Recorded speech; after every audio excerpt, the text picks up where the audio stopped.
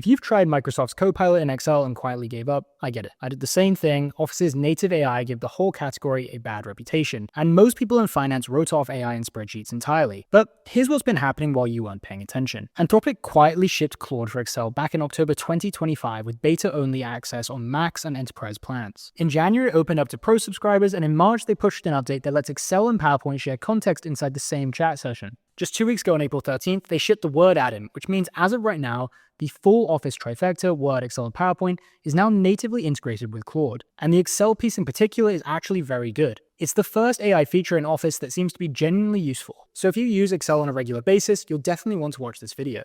I've been running it on real models for the last few months, and the part that surprised me the most is how much it figures out on its own. You don't tell it where to put the formulas, you describe the business and what you need to know, and it builds the structure for you. In this video, I'll walk you through 2 examples. The first is taking a messy export from some internal system and turning it into something usable. The second is building a SAAS metrics dashboard from raw subscriber data. Then I'll cover the best practices that save you the most time, plus a couple of real limitations you need to know about before you trust this on anything important. This is exactly the kind of release you should be paying attention to, because the people who learn how to prompt these tools well are about to pull light years ahead of the people who are still doing this by hand. My name's Dylan, I'm an internet entrepreneur running a software company, and on this channel I help you turn AI into your edge in business and startups. If that sounds interesting to you, make sure to like and subscribe.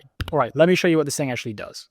Setup is super fast. All you have to do is log into Claude.ai and then go to this download icon right here. Once you do that, you'll see the entire Microsoft Office suite. You'll go ahead and click Install, open Microsoft Excel. Then it will prompt you exactly what to do to add Claude as a plugin within Excel. Now, one thing to note here, which I have seen online with a bunch of other users as well, is that I went through this process and it didn't actually let me log in because for whatever reason, when I press sign in, it doesn't let me do anything. So it does seem to be a Mac specific problem. I also think it has something to do with the fact that my Gmail is a Google Workspace email and Microsoft doesn't like playing with those, but it does work with Excel on the web, which is where I will be doing this tutorial. Once you've successfully added the Claude add-in, it will show up in this little tab here called add-ins, which you will see right here. All you have to do is double click on it and it will appear in the side like this. You can change the size of this window. You can make it bigger or smaller depending on how much width you want it to take up. Another thing to note is you can change the model that it uses. So I have it on Opus 4.7, which is their smartest model. So this is for more complex and deeper thinking tasks. But if you have something relatively simple that you need done quickly, then Sonnet 4.6 is the one you're going to want to use. You can also add files or photos, search the web, have different connectors, and even use the skills you already have within Claude. This is a fast track button, which essentially means it will just accept all edits automatically and not ask you for permission. Again, that's something that's totally up to you and how much you trust Claude. Okay, let's get into example 1. First thing I want to show you is what happens when you give Claude a complete disaster of a spreadsheet. Because in the real world, it's rare someone actually sends you a completely clean file. You'll usually get an export from some internal system and it will look something like this. Okay, so as you can see, this is not the best spreadsheet. The top 5 rows are export metadata. There's a blank row before the actual headers. The headers themselves are a mess. There's no proper formatting. There seems to be different sizes. There's, bigger fonts. Some are in all caps, some are not. The dates in column D are all in different formats. The same product is labeled differently right here. So anyway, the bottom line is the entire spreadsheet is super messed up. Now, normally I'd burn about 20 to 30 minutes cleaning this up by hand. You'd have to find and replace, do text to columns, the whole routine. Instead, here is the prompt I'm going to drop in. It says, clean up the sales export so I can analyze it. Strip out the metadata header and footer rows. Normalize the column names to snake_case. Fix the date column so every row is in ISO format. Standardize the unit price column to plain numbers, and trim white space encasing in product names, channel, and status. Remove duplicate orders by order ID. Put the clean data on a new tab called cleaned so the original is preserved. At the end, summarize what you changed and flag any rows that look suspicious. So as you can see, it's going to begin to plan and then execute what I've told it. This will vary in time based on how difficult the task you gave it is. Now, you don't need to watch it doing all the thinking, so I will fast forward until it's done. Now, it's very common for Claude to ask these questions. It's going to ask you for permission to do certain things. So as you can see, it's asking permission to build a whole new tab. I will allow this once. Now we have the finished product. So as you can see, here is the finished product and it looks phenomenal. It's even done some color coding to make it very clear to read, and it's fixed every single issue that the previous sheet had. But if I did want to go back to that previous sheet, I can easily go back here and reference the original data. It's also given me the suspicious rows to review, which I asked for. And the reason it's saying that is that the total does not equal the quantity times the unit price. So this is definitely something I'm going to want to review and make sure that there was no error on the ordering backend or whatever that may be. And so that's obviously an error, or it was a special circumstance made. So these are things that we can flag for fraud, or maybe it was a mistake.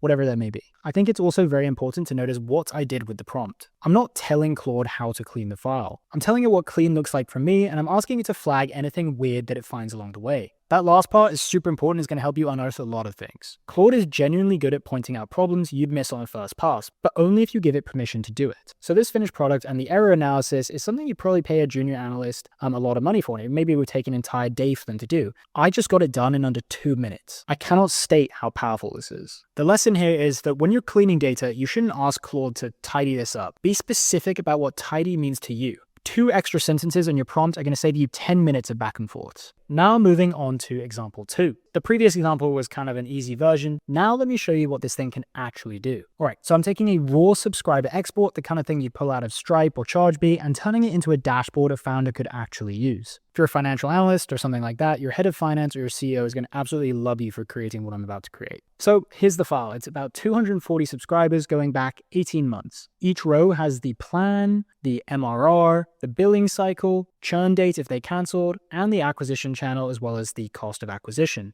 It's clean data, but it's just data. No LTV to cost of acquisition ratio, nothing that tells you whether the business is actually working. So here is the prompt I'm going to drop in. Okay, the prompt is act as a SaaS finance analyst. I'm the founder, and this is the current subscriber export from our billing system. Build me a dashboard with 2 new tabs. First tab is metrics. Show monthly active subscribers, monthly MRR, net new MRR, gross monthly churn rate, and average revenue per account from November 2024 through April 2026. The second tab is unit economics.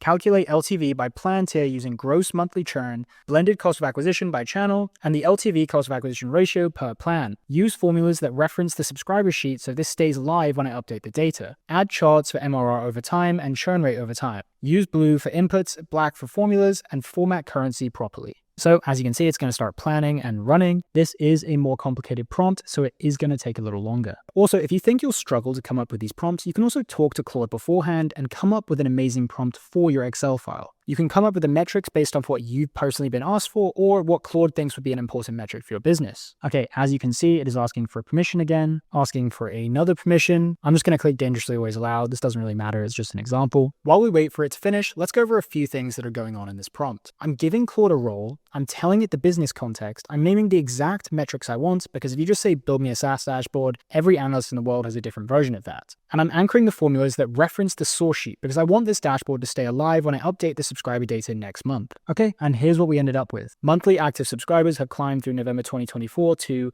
April 2026. MRR is trending alongside it, as well as the net new monthly recurring revenue, which is the metric that actually tells you if your business is growing. And the reason why is because it nets out churn. ARPA is hovering around 350 because the growth plan is doing the heavy lifting. And as you can see here, churn has unfortunately been growing over time. But it would be really useful as a business owner to see these spikes and see what events corresponded with those spikes. Now, one thing to note that it does seem to have got wrong is the dates. Now, this could obviously be fixed with a prompt, but just to show you, this is not the perfect product and it's not going to get it perfectly right every single time. So here in the unit economics tab, the lifetime value has been calculated by different plans based on the lifetime expectancy of the customer multiplied by the average revenue per account by month. So as you can see, it is far more profitable to have enterprise accounts for this company. We can now also see our cost of acquisition by the different channels. So for this company, you will notice that referrals and organic search are their most profitable channels, and it would make a lot of sense for them to focus on those. Or it would imply that their paid search and ads are very bad and they need to improve them, amongst a bunch of other things. Obviously, you can't make decisions based purely off this data. Outbound is by far the most expensive. And then, of course, we have the LTV and cost of acquisition ratios by plan. So as you can see, in terms of acquiring a customer, it's actually the cheapest to acquire an enterprise customer and by far has the highest lifetime value. So it would make a lot of sense for this company to solely focus on enterprise or see if they can get more value out of their starter and growth plans. However, these are all extremely healthy and, to be honest, quite unrealistic ratios. Now, here's the part that I love. We can enhance this. So I'm going to paste in a new prompt. It's going to say add a scenario toggle to the metrics tab. Let me input a target monthly churn rate and recalculate projected MRR for the next 12 months under that assumption. So I can see what the business looks like if we cut churn from current levels to 2%. Let's run it. So as you can see, it's asking me a question here. For the new customer acquisition in the 12-month projection, what should I use? I'm just going to say the recent run rate. All right, it's done. The scenario row is now in there. As you can see, we have dynamic references. So I drop to 2% churn, projected MRR jumps quite a bit. If I jump this to 6, it should absolutely crater. As you can see, it does, and we're losing quite a bit of MRR. And here's the part you should notice. I didn't re-explain the model. Claude already had that context from the earlier prompts in this session. So it knew where MRR was,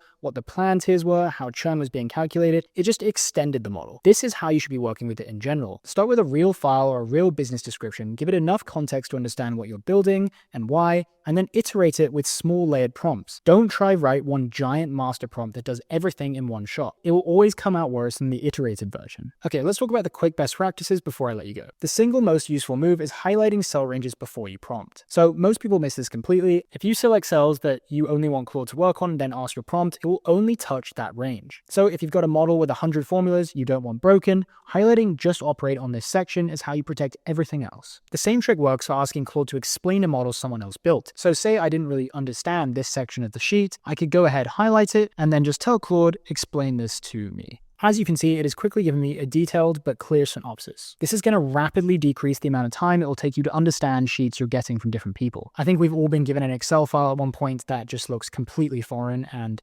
hopefully Claude will eliminate quite a lot of that confusion. Another trick is tell it what you want it to preserve. For example, if you're modifying an existing model, say keep all formula dependencies intact, or don't touch the assumptions tab. Claude listens to those constraints. The default behavior is fine, but on sensitive models, being explicit takes about 30 seconds and saves you from real damage. You can also ask for explicit error checks. Claude validates on its own, but if you tell it the specific checks you'd run yourself, like verify the totals tie out to the assumptions or flag any formulas that reference cells outside the model tab, it'll run those for you and summarize those results. That summary is worth its weight in time saved. Also, don't forget to save your good prompts as Claude skills. The Excel add-in does support them, which means a prompt that works really well for, say, building a SAAS dashboard from a Stripe export can be saved as a reusable workflow you call by name, or you can even share that with your team. If you don't know what skills are, there are plenty of videos on them. I don't currently have one made, but I think I will make one. However, for the time being, there's plenty of resources you can read up on. Okay, here are a few limitations to know. VBA is not supported. Claude can't read, write, or modify macros currently. If your file is full of VBA, that part of the file is invisible to it. It can't open, close, or switch files for you either. Whatever you're working on has to be open before you start the session. And the chat history doesn't persist between sessions. So if you close the file and reopen it, Claude's going to start afresh. Therefore, if you've been building complex prompting flow that works, save it as a skill or paste it somewhere so you can pull it back. Otherwise, you're going to be rebuilding the context every single time. All right, guys, that is the rundown. The Excel add-in is the first AI feature in Office that's actually changed how I work. And once you build the prompting muscle for it, it's hard to go back, honestly. If you want me to break down a specific use case in more depth, financial modeling, fundraising prep, anything you're dealing with at work, drop it in the comments and I'll cover it. As always, thank you for trusting me with your time, and I'll see you on the next one.